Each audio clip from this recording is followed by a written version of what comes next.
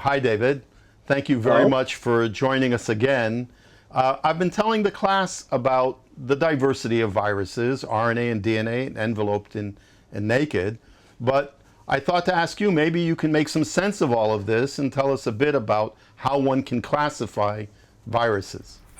If you treat viruses as a form of information, then the whole question of how a virus works is really a question of how information flows. It's really as a messenger RNA that viruses parasitize cells. And so it occurred to me, actually, that we should classify viruses by how they make messenger RNA, because that's the thing they have to do in order to take over the cell. Messenger RNA we defined as plus RNA, is the RNA that has the sense of what proteins to be made. And the complement of that is minus RNA. And so classifying viruses by how they make their messenger RNA and what their genome is. So if their genome is DNA, then the DNA makes RNA by the standard transcriptional process that cells use, and in some viruses, in fact, they use cellular machinery for that. Other viruses have their own machinery for that. And they make messenger RNA. But some DNA viruses are actually single strands, and single strands are not good templates for making RNA.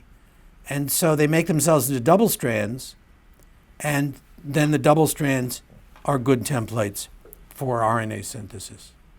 So that's two kinds of viruses: single-strand virus, DNA viruses, double-strand DNA viruses. Then there are single-strand RNA viruses, and if they carry messenger RNA, then when they go into a cell, they're in exactly the right form to take over the cell. And they can start that process instantaneously. And they do. I see. But there's also a class of RNA viruses that carry the opposite strand, the minus strand. And that's senseless, but by transcription into the plus strand of RNA, it becomes sensible. And so there are two kinds of single-strand RNA viruses, plus and minus, and that's now 4 different ways that viruses can handle their information. But there are also double-strand RNA viruses. Double-strand RNA viruses have already made the complement. They actually make it inside the virus particle.